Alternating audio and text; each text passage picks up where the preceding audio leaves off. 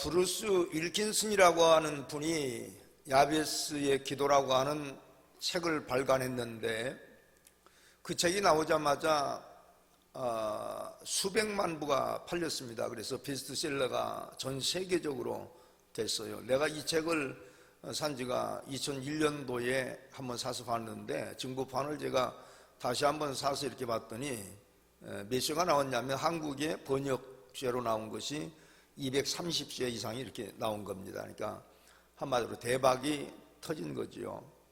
제가 2001년도에 그 책을 읽었고 또 이 말씀을 준비하면서 읽었는데, 이 책이 두껍지가 않습니다. 한 2시간 정도 보면 볼 수 있는 책인데, 너무너무 신기한 것은 도대체 왜 이렇게 많은 부수가 수백만 부가 팔렸고 베스트셀러가 이렇게 됐을까를 제가 보니까 너무 신기한 거예요. 왜냐하면 그 책 내용이 독특한 게 전혀 없다는 겁니다.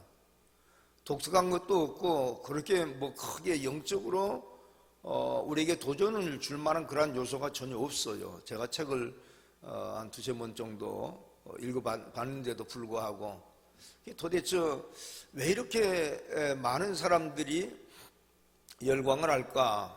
그래서 그 책을 제가 잘 살펴보니까 지금 저기 영상에 나오는 야베스의 기도라고 하는 그 중간에 가서 보면 그런 얘기가 있습니다. 부제로 나와 있어요. 내 삶을 기적으로 채우는 기도의 원리라고 나와 있어요. 그래서 제가 제 머릿속에 뇌를 스쳐 지나가는 생각 하나가 바로 이것이었구나.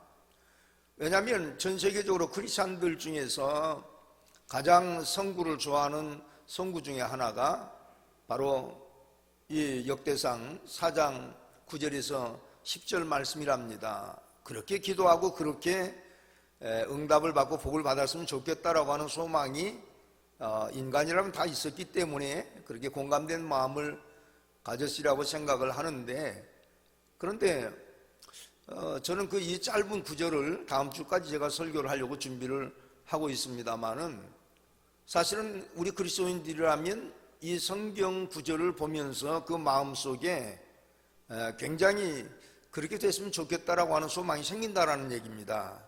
아주 매력적인 구절이잖아요. 많은 기도를 한 것도 아니고 그저 짧은 2문장 속에 주어진 그저 하나님 나에게 복의 복을 더하사 지경을 넓혀주시고 주의 손으로 그저 나에게 환난을 벗어나게 하옵소서, 이 기도가 바로 응답이 됐다는 얘기입니다. 그러니 매혹적으로 우리 그리스도인들에게 굉장히 마음속에 부딪혀오는 그러한 말씀이라고 생각을 할 수가 있을 것입니다. 그래서 그 기도의 원리, 내 삶에 기적으로 채우는 기도의 원리, 거기에 아마 매료를 당해서 그 책을 많이 보지 않을까 그런 생각을 갖습니다만은, 오늘 여러분들도 그 성경 속에서 오늘 본문 말씀 속에서 우리에게 주시고자 하는 그 의미, 그리고 야베스가 짧은 기도를 통해서 다 받았던 그 축복, 그것을 꼭 누리고 받기를 소망합니다. 누리고 받기를 소망합니다. 아멘. 꼭 그렇게 되시기를 제가 마음으로 기도를 많이 했습니다. 제가 지난주에는 야베스의 인격과 믿음에 대해서 설교를 했고, 오늘 본문은 야베스의 기도의 원리에 관한 부분을 정리를 좀 해보려고 합니다. 도대체 왜 이렇게 하나님이 짧은 기도를 응답하셨고 많은 그리스도인들이 흠모하는 구절이 됐을까를 정리를 한번 해봤더니 굉장히 의미가 있어요. 우리 다 같이 10절로 내려가서 같이 한번 읽어보겠습니다. 10절로 시작.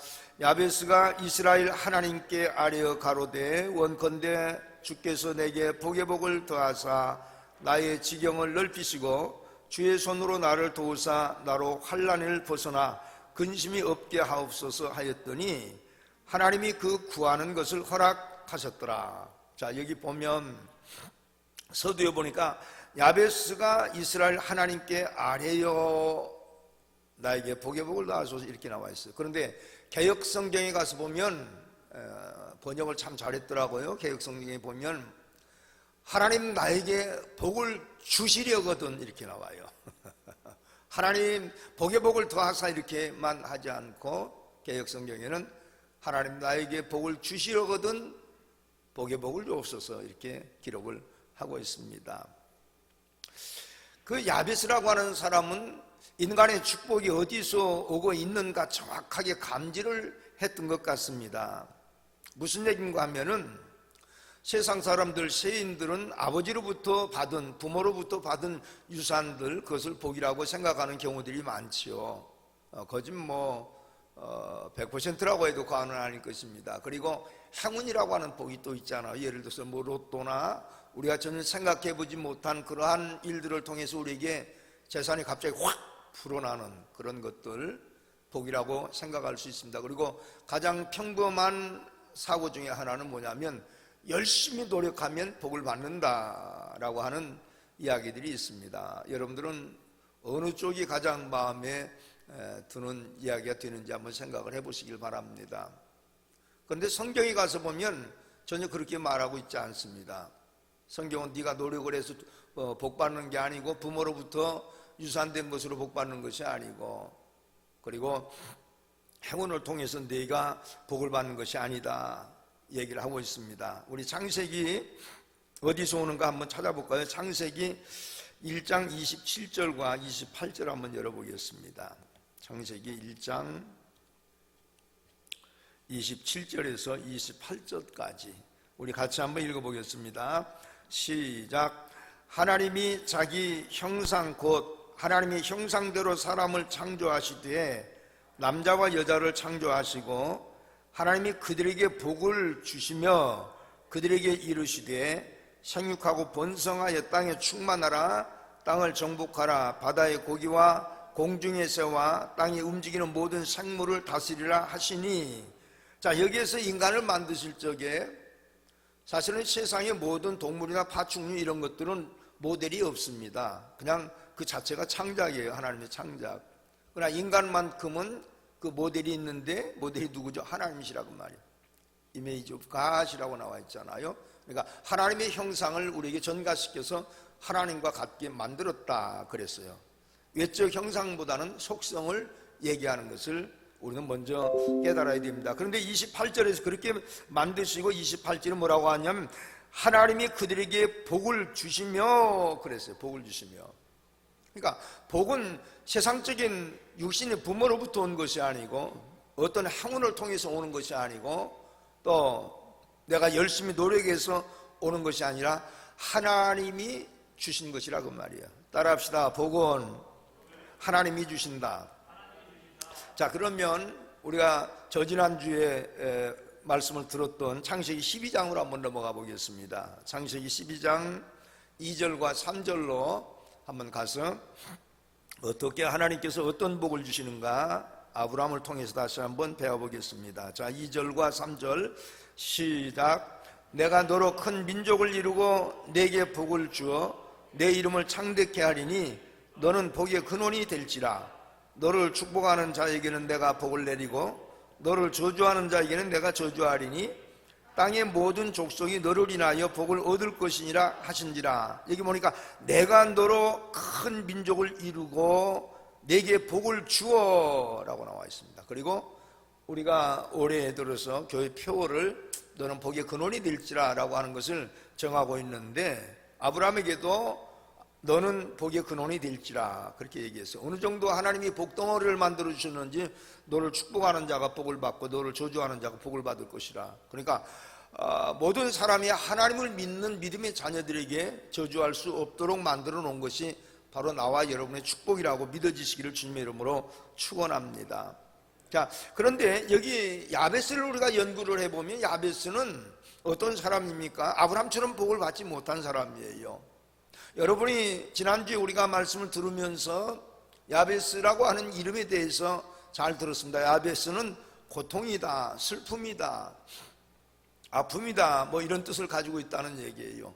그러니까 많은 사람이 그 어린아이를 어려서부터 자라올 때에 야베스야 그러면 저놈 고통이었네, 엄마가 저놈 때문에 고통 많이 당했네 뭐 이런 저주 비슷한 말을 듣고 태어난 사람이기 때문에 그는 어떻게 보면 그 마음속에 한이 맺힌 사람이 아닐까 그런 생각을 우리는 가져볼 수가 있습니다. 왜냐하면 그런 어려운 입지에서 태어난 아들이기 때문에 복이라고 하는 것 한이 맺힐 수밖에 없습니다. 고통과 슬픔과 비천 그리고 가난 때문에 찌들어 살았다고 말이에요.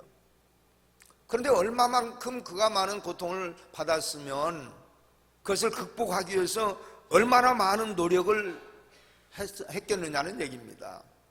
아마 이 자리에 앉아 계신 분들도 만약에 뭐 큰 부잣집 아들, 딸들이 아니었기 때문에 사실은 성인이 되고 나서 도회지로 아니면 객지로 나가서 직장 생활도 하고 열심히 돈을 버는, 지금까지도 아마 여러분들 그런 삶을 살고 있을 것입니다. 그 이유는 무조건 우리가 행복하게 살기 위해서뿐만이 아니라 옛날 과거보다 더 낫게 살기 위해서 가난을 극복하고 불행을 극복하기 위해서 노력하지 않느냐 그 말이에요. 그런데 신기한 거는 우리가 그렇게 많은 것을 노력을 하고 하지만은 극복하기가 쉽지 않다는 얘기입니다.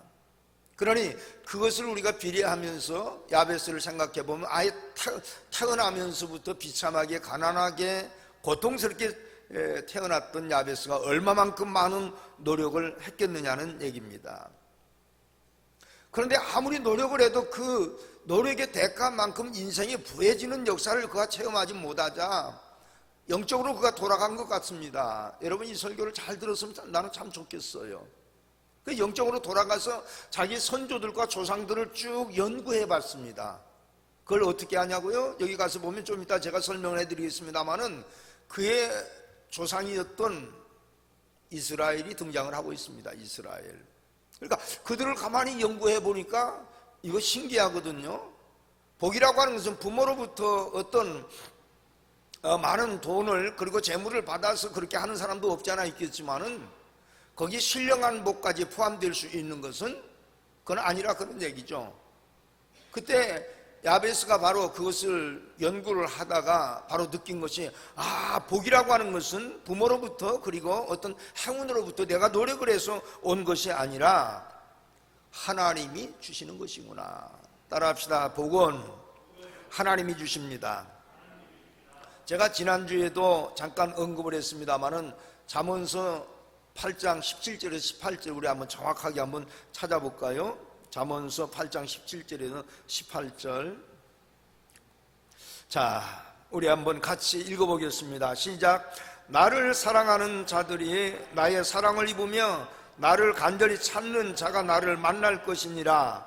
부귀가 내게 있고 장구한 재물과 의도 그러하니라. 하나님이 계속 뭐라고 말씀합니까? 너희가 나를 사랑하라는 얘기입니다. 이것은 먼저 우리가 하나님을 사랑한 것이 아니고 하나님이 우리를 사랑하셨기 때문에 그 하나님의 엄청난 사랑을 입은 사람은 하나님을 사랑하지 않으면 안 된다라고 하는 것을 얘기하는 거예요. 그리고 우리에게는 권면하시는 말씀이 나를 사랑하는 자가 나의 사랑을 입으며 나를 간절히 찾고 찾는 자가 나를 만나리라. 단순히 구원뿐만은 아니라는 얘기죠. 그것을 어떻게 표현을 하고 있습니까? 18절에 부귀가 내게 있고 장관 재물도 의도 그러하니라.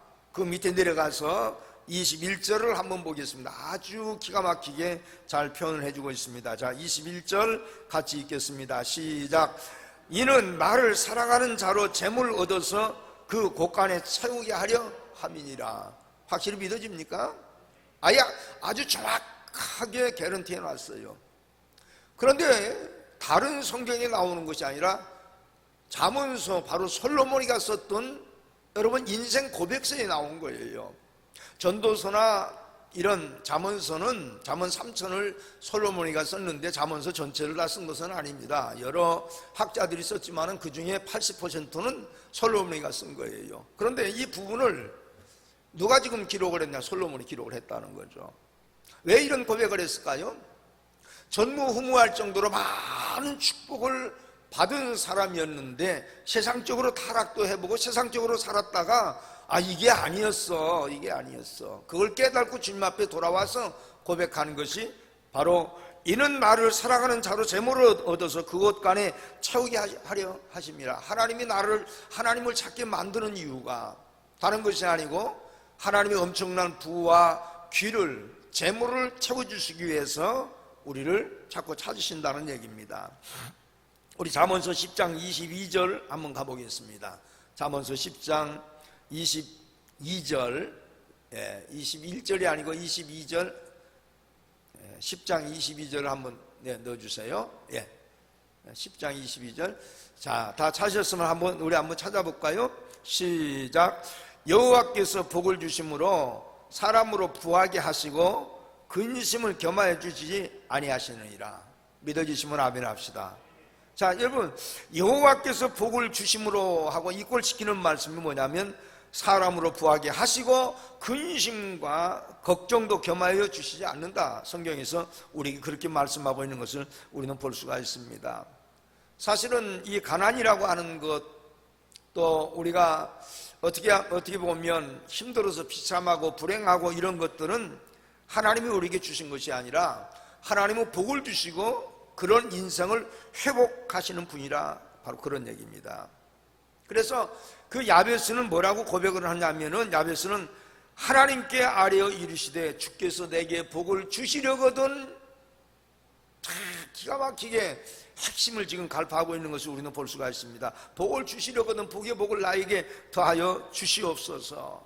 그러니까 이 말씀 무슨 얘기냐면, 내가 경험해보고 내가 살아왔던 모든 인생의 모든 것을 총망라해서 보니까 열심히 노력해도 안 되고 어떤 행운이 와도 안 되고 부모로부터 전가된 축복으로도 되는 것이 아니라 오직 하나님이 내게 복 주셔야 됩니다. 그 출처를 정확하게 깨달았다는 얘기입니다.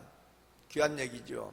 여러분 어떻게 생각하십니까? 그냥 로또 사가지고 딱 긁어서 한 방 빵 터지면 될 것 같은데, 이건 뭐 누가 그러더라고, 200만 분의 1이라고 그러더라고요. 200만 분의 1. 그 정도로 되기가 쉬운데 저는 아예 저는 생각을 안 씁니다만은, 영국의 유명한 미술가요, 건축 비평가였던 존 러스키라고 하는 유명한 분이 계십니다.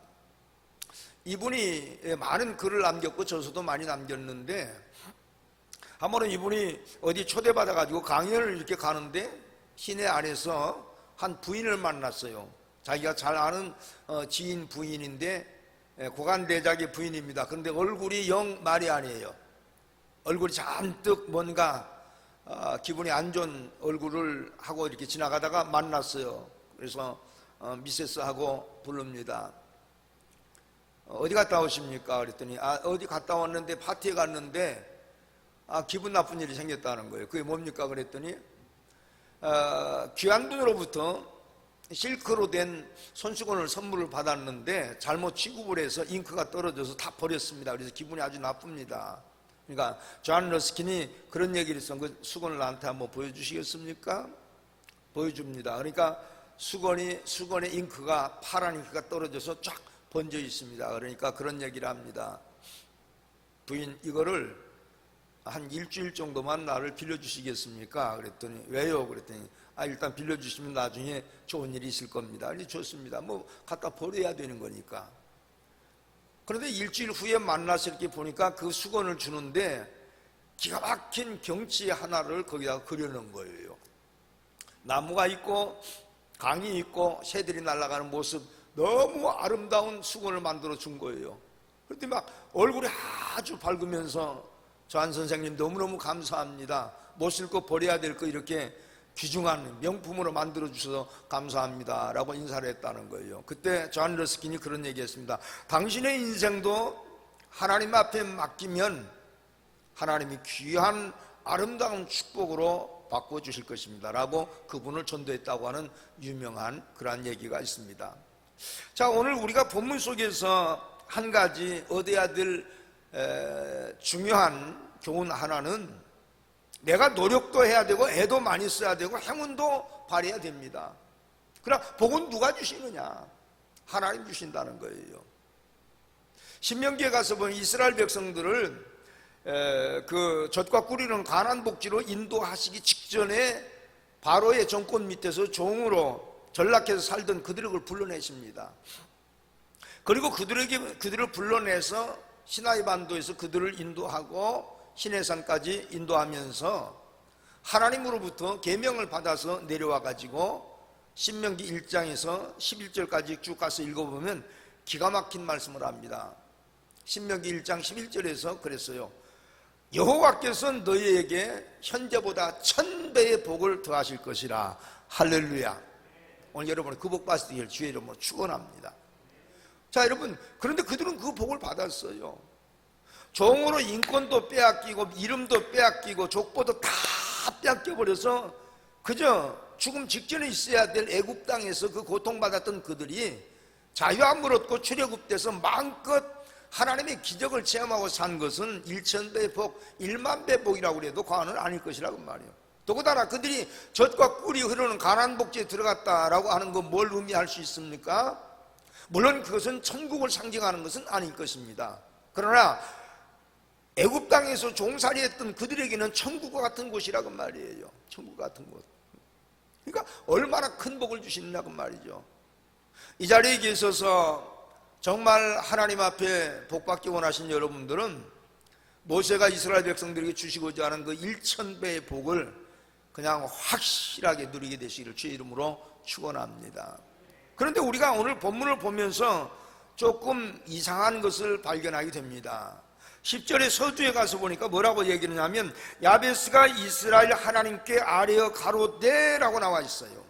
자, 여기 왜 하필이면 이스라엘이냐 그 말이에요. 복을 얘기할 때는 두말할 것도 없이 여러분 아브라함이잖아요. 왜?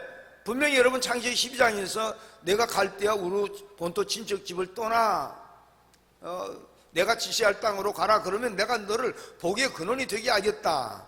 그래서 이스라엘 백성들에게는 복의 근원은 누구냐면 아브라함입니다. 근데 야베스는 아브라함을 지금 초이스한 게 아니에요. 누구를 선택을 했습니까? 여러분 이스라엘 하나님이라고 부르고 있다 그 말이죠.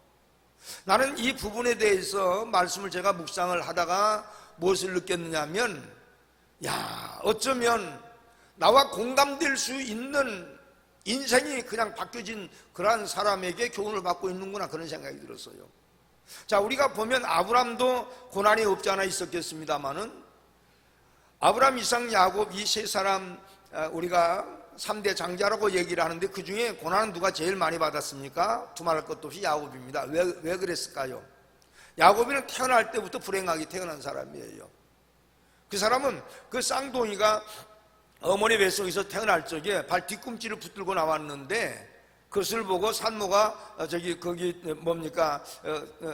그 일을 아기 낳을 때 봐주는 사람이 뭐라고 얘기했습니까? 이거는 취하는 자다, 술수하는 자다.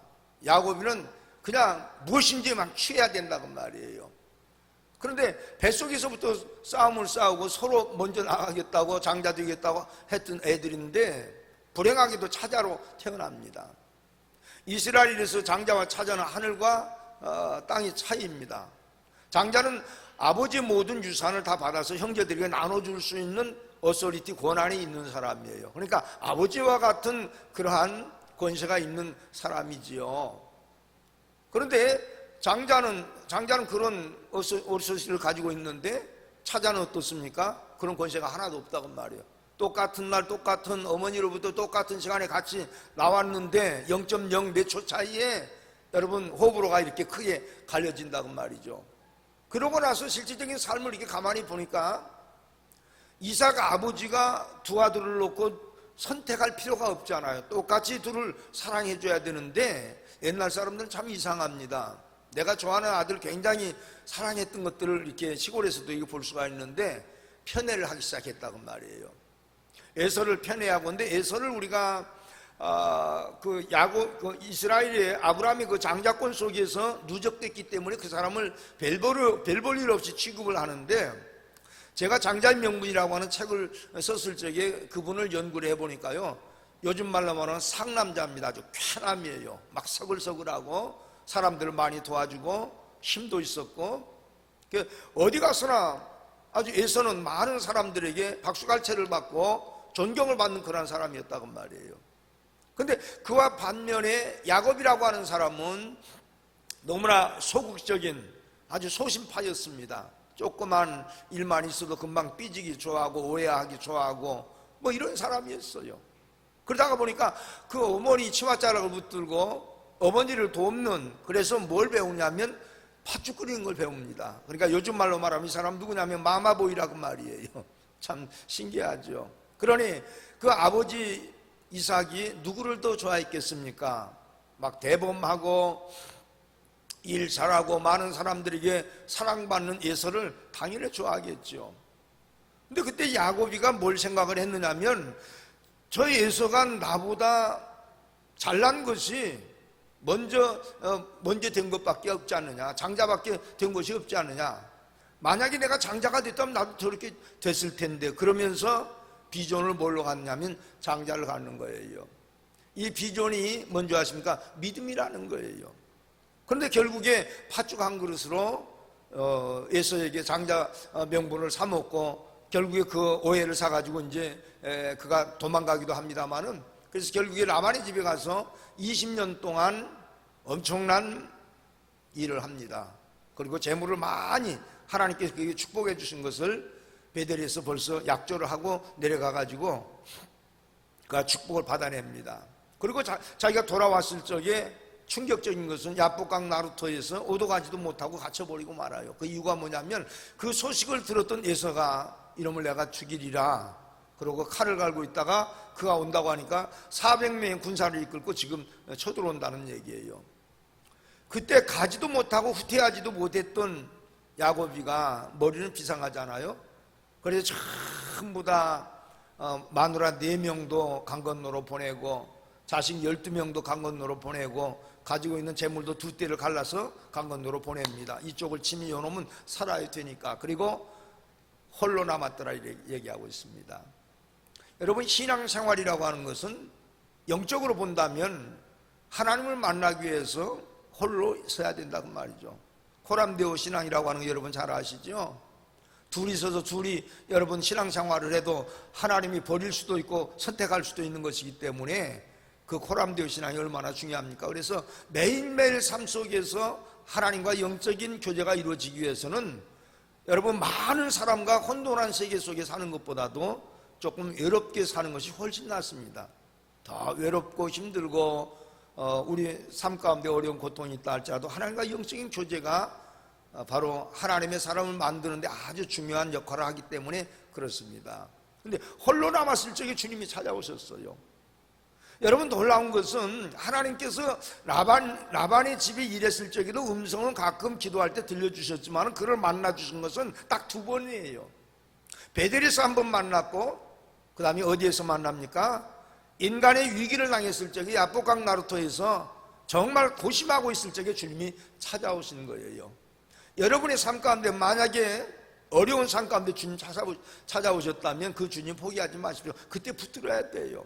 그리고 하나님과 씨름했더니 성경 그렇게 나와요. 그 씨름이라고 하는 것을 우리가 원어에 가서 찾아보니까 레슬링이라고 나와 있습니다. 레슬링. 그러니까 한국의 운동은 아마 씨름이었고, 그리고 같이 서양 사람들이 썼던 그 책에 보니까 레슬링이라고 나와 있는데, 이 씨름이나 레슬링의 특징이 뭐냐면 서로가 붙들지 않으면 게임이 안 된다고 말이죠. 그러니까 신앙생활도 마찬가지예요. 하나님의 능력의 손이 나를 붙들 때 나도 하나님 손을 붙잡아 역사가 일어난 줄로 믿으시기를 바랍니다. 그러니까 주님이 어린아이가 어디 갈 때 자꾸 넘어지고 쓰러지면 아빠나 엄마가 손을 붙들고 가는 것과 똑같다고 말이에요. 아빠가 붙들고 가는데 손 자꾸 빼가지고 가려고 하면 그는 넘어지고 쓰러질 수밖에 없는 거잖아요. 신앙생활이 그런 겁니다. 그리고 막 씨름을 하는데 환도뼈를 내려쳐버린 거잖아요. 환도뼈라고 하는 것은 뒤에 엉치뼈가 그냥 아마 빠져버린 것 같습니다. 그랬더니 놔라 이놈아, 내가 가겠다. 아닙니다, 나는 놀 수가 없습니다. 그러니까 내 이름이 무엇이냐? 야곱이로소이다. 야곱이라고 하는 것은 아마 야베스와 같은 이름과 비슷하잖아요. 야베스는 불행한 사람이고 고통 슬픔이라고 하는 뜻을 가지고 있지만 이 야곱이라고 하는 이름은 수치스러운 이름이다 그 말이에요. 사기하는 자, 술수하는 자. 그러니 자기 입으로 내가 야곱이로소이다라고 얘기했을 적에 얼마나 창피했겠느냐고 말이에요. 그런데 그 순간 주님께서 뭐라고 말씀을 하시냐면 너는 다시는 내가 너를 야곱이라 부르지 않고 내가 이스라엘이라 하겠다 그랬어요. 할렐루야. 그러니까 여기 여러분 엉치뼈 거기 환도뼈가 유골될 정도까지 붙들고 기도했던 야곱이를 보면서 야베스는 아브라함을 선택하지 않았다 그 말이에요. 아마 여러분들이 신앙생활 하다가 보면 여러분이 좋아하는 사람들이 굉장히 많을 것입니다. 다윗도 있고 히스기야도 있고 여호사밧도 있고 아브라함도 있고 이삭도 야곱도 요셉도 있고 성경 속에 그 중에 가장 좋아하는 사람이 누구입니까? 이상한 것은 그 좋아하는 사람이 내 처지와 비슷한 사람들이 많다는 거예요. 그러니 야베스가 누구를 지금 선택해서 하나님 앞에 기도를 하느냐면은 10절에 가서 야베스가 이스라엘 하나님께 아뢰어 가르되, 너무나 여러분 공감이 가는 사람 아닙니까? 우리 선조 중에 이런 사람이 있지 않았습니까? 라고 하는 것과 똑같다 그 말이에요. 그런데 아주 중요한 것 중에 하나는 뭐냐면은 야베스가 야곱을 이스라엘을 가까이 공감할 수 있었던 이유는 그 아픔을 너무나 똑같이 그 마음속에 느꼈기 때문이 아닐까, 저는 그런 생각을 한번 가져봅니다. 자, 그런데 오늘 그 본문 속에서 그러면 도대체 이 야베스가 야곱처럼 기도했다고 하는 말이 어디 나옵니까? 없습니다, 지금요. 이거가 참 풀어지기가 너무 힘들더라고요. 아니, 야곱이는 야복강 나루터에서 기도할 때 막 고통을 당하게 하면서 기도했잖아요. 생명을 걸고 막 사투를 벌려가면서 그렇게 한 사람입니다. 밤새도록 기도했어요. 그런데 여기 본문에 가서 보니까 본문뿐만이 아니고 다른 부분에서는 야베스 이름이 나오질 않습니다. 여기 딱 한 군데 나오고 있죠. 그래서 제가 이것을 갖다가 원문으로 한번 찾아봤더니 아레오라고 하는 단어를 보니까 카라라고 나와 있습니다. 히브리 원어에 가서 보니까 카라라고 나와 있는데 이것을 영어로 번역을 해서 보니까 크라이드로 나와 있어. 크라이드. 이 기가 막히잖아요. 자, 여러분 한번 보세요. 야베스가 이스라엘 하나님께 아뢰어, 어떻게 보면 전혀 여기 본문 속에서 찾아낼 수 없는 것인데 원어에 들어가서 보니까 그 아른다라고 하는 말이 카라인데 그냥 나에게 복을 주십시오 이게 아니라고 말이에요. 많은 목사님들이 여기에서 야베스의 기도를 많이 놓치는 것 같아요. 내가 보니까 야베스는 딱 한마디 기도했더니 딱 한마디 기도를 통해서 하나님께서 그렇게 많은 복을 주셨다, 그렇기 때문에 그는 유명하다라고 얘기합니다. 근데 그게 아니잖아요. 원컨대라고 하는 것, 카라, 영어 성경에서는 크라이드라고 나와 있는데 이것을 갖다가 라멘테이션이라고 또 번역을 하고 있습니다. 그건 뭐냐면 통탄한다, 그저 막 울부짖다. 어떻게 보면 이 부분에 대해서 사력을 다해서 마치 야곱처럼 주님과 씨름했다라고 하는 것을 우리가 한번 유추해 볼 수 있는 부분이 아닐까. 막 매달리면서 하나님 앞에 기도했다는 얘기예요. 여러분 성경 속에 가서 보면 언어를 보지 않으면 해결되지 않는 기도의 요소들이 참 많이 나옵니다. 제가 4주 전인가 설교했던 그 바울이 기도했을 때에도 그 사탄의 가시를 놓고 3번 기도했다 이렇게 나와 있습니다. 3번 기도했다. 그런데 원어에 들어가서 보면 여기에서 지금 얘기하고 있는 야베스가 카라라고 하는 단어처럼 크라이도 막 울부짖었고, 야복이 야복강 나루터에서 환도뼈가 부러졌을 때 고통을 당하게 하면서 주님을 막 부르짖던 거예요. 야훼 하나님을 부르짖을 때 그 상황과 똑같다고 말이에요. 자, 여기 우리가 이 부분에 대해서 한 가지 덧붙여서 한번 생각해 볼 중요한 요소가 있는데 그게 뭐냐면 하나님의 아들이신 예수 그리스도의 인류 구원, 아니 오늘 나와 여러분의 구원을 위해서 이 야복강에서 야곱이 기도했던 그 이상으로 기도한 것이 나옵니다. 그것이 바로 누가복음 22장 46절 이후의 말씀이잖아요. 어디에서 기도하십니까? 바로 겟세마네 기도잖아요. 자, 예수님께서는 나를 위해서 중보기도 해달라고 하는 말씀을 한 적이 단 한 번도 안 나옵니다. 성경 속에. 제자들에게 너희가 기도하라, 이렇게 기도하라 많은 교훈을 주셨고, 어떻게 이제 기도를 많이 시켰고, 그저 밤잠 주무시지도 않고 수많은 고통 가운데 사역을 감당하시면서도 끝나기만 하면 밤중에도 그냥 한적한 곳에 가서 기도하셨던 주님을 우리는 만날 수 있습니다. 그런데 인류의 십자가에 잔을 놓고 고민하셨던 주님은 감당하시기가, 육신으로 오신 주님께서 그것을 다 감당하시기가 쉽지 않았던 것 같아요. 그래서 3번 기도하시면서 그때마다 잠들고 그저 쓰러져서 있는 제자들에게 너희가 어찌하여 자고 있느냐, 나를 위하여 너희가 기도해다오, 주님이 그런 말씀을 했었어요. 얼마나 여러분 투적인 그러한 기도를 했을까 하는 생각을 우리가 한번 유추해 볼 수가 있는데, 아마 여기 지금 야베스가 아뢰라고 하는 그 카라라고 하는 단어 속에서 우리에게 뉘앙스를 준 것을 가만히 보면 하나님 앞에 기도했을 적에 하나님과 씨름한 야곱을 모방한 그런 기도를 하지 않았을까 우리는 유추할 수가 있습니다. 여러분, 하나님은 야곱의 기도를 누구든지 한다 할지라도 하나님은 그를 포기하지 않는다고 말이에요. 아브라함처럼 기도하면 아브라함처럼 복을 주실 것이고, 이삭처럼 기도하면 이삭처럼 복을 주실 것이고, 야곱처럼 기도하면 야곱처럼 복을 하나님이 주시리라고 믿습니다. 할렐루야. 우리가 여기에서 은혜가 되는 것 중에 하나는 뭐냐면은, 야곱의 기도가 야베스에게 어떻게 나타납니까? 야베스에게 재현되는 야곱의 기도가 나타날 때 야곱이가 이스라엘로 바꿔진 것처럼 야베스는 존귀한 자로 바뀌어졌다라고 하는 것을 우리가 한번 생각해 볼 수가 있습니다. 세계적으로 유명한 오르간 연주자가 한 분이 계신데, 해피니스 존스라고 하는 여자분입니다. 근데 이분, 제가 그 데이터를 가지고 여러 군데 찾아봤는데 초상화가 안 나와요. 전 세계적으로 아주 오르가니스트로는 유명한 분입니다. 그래서 사진을 제가 못 찾았는데, 이분은 원래 오르가니스트가 아니에요.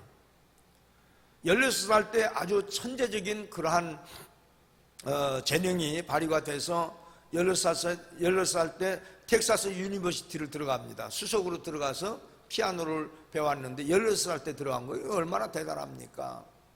그래서 자기는 피아노로 하나님께 영광을 돌려드리겠다라고 생각을 하고 피아노에 아주 올인했어요. 그리고 박사학위 받을 무렵에 그만 사고가 납니다. 두 손이 절단은 되지 않지만 압사돼 가지고 인대가 다 잘라져 버리고 손을 움직이지 못하는, 그냥 이렇게 그냥 손가락을 움직이지 못하는 거예요.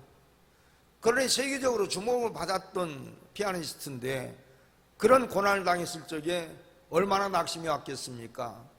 그냥 죽어버리고 싶은 생각이고, 날마다 죽기만을 고대했던 그 사람이 하루 하나님 앞에 울부짖기 시작합니다. 하나님, 내가 어려서부터 피아노 배워서 하나님께 영광을 돌리려고 그렇게 기도 많이 했는데 이런 사고가 내게 온 것 얼마나 내가 불행합니까? 나 어떻게 해야 됩니까? 라고 울부짖는데, 그때 하나님이 그 딸에게, 해피니스 잔서에게 그런 얘기를, 음성을 들려준 겁니다. 너는 그거 말고 그 손 말고도 건강한 것들이 많이 있잖아. 참 어떻게 보면 주님은 묘한 응답을 많이 주신 것 같아요. 근데 그때 번개불이 반짝하는 거예요. 내가 하나님이 나를 찾으시는 것은 뭘까? 많더라는 얘기입니다. 목소리도 있고 발도 있고 손만 못 쓰는 거죠. 그러면 발로 악기를 다룰 수 있는 것은 어떤 악기일까 보니까 바로 파이프 오르간인 겁니다. 이 파이프 오르간은 나는 쳐보지는 않았지만은 위에 건반만 눌러주기만 하고 그 다음에 발로 다 하는 거 아닙니까? 그것을 그때부터 배우기 시작하는 거예요. 그리고 놀랍게도 아마 여러분들이 기억을 하실 겁니다. 수정교회 그 크리스탈 처치라고 하는 지금 라버트 슐러 목사님, 미국에 들어가면 그 교회는 코스웍으로 다 가는 아주 유명한 교회지. 지금 다 넘어가 가지고 그 큰 교회 다 문 닫아 버렸습니다만은, 그때 당시 세계적으로 가장 큰 파이프 오르간을 거기 설치를 했습니다. 그런데 거기 와서 초청받아 가지고 거기서 연주를 하고 거기에 반주자까지 한 사람이에요. 발 가지고요. 또 그 다음에 베일리 대학에서 교수까지 돼서 수많은 사람들에게 도전을 줬던 그런 분입니다. 그런데 그분이 그런 얘기를 했다고 그래요. 내가 이런 명성을 얻기까지는 첫째는 하나님의 은혜요, 둘째는 기도했기 때문이다. 기도하니까 길이 보이더라고 말이에요. 여러분, 기도하십니까? 미래가 보입니까? 기도해야 돼요. 오늘 본문 속에서 우리에게 주시고자 하는 하나님의 놀라우신 은혜는 왜 야베스에게 이런 축복을 했느냐? 기도했기 때문에 줬다는 거죠. 이거 딱 하나예요. 자, 브루스 윌리스가 썼던 그 야베스 기도 속에는 기도하지 않으면 안 된다라고 하는 것을 설명하는 부분이 39페이지에 나옵니다. 그 39페이지에 나오는 그 내용을 제가 보니까 굉장히 은혜가 돼요. 잔이라고 하는 사람이 천국 여행을 가는데 베드로가 그를 가이드를 해줍니다.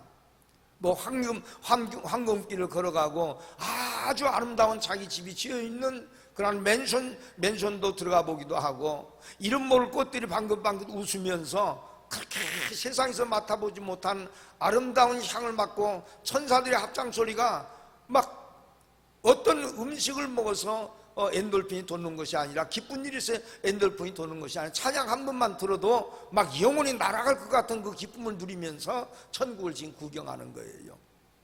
그런데 한참 가다가 보니까 이상한 건물이 하나 나타나는데 저기는 뭐가 있습니까? 라고 물어봅니다. 그랬더니 베드로가 짬짬대면서 그런 얘기를 하는 거예요. 거기는 안 들어갔으면 좋겠습니다.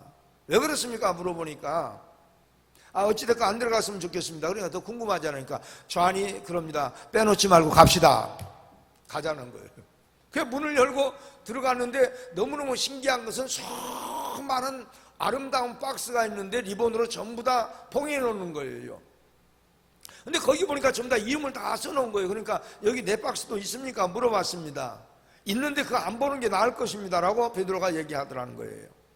그러니까 더 궁금해지잖아요. 그래서 여러분 그 제1자를 찾아가지고 자기 것을 탁 여는 순간에 기가 막힌 실망감이 오더라는 얘기입니다.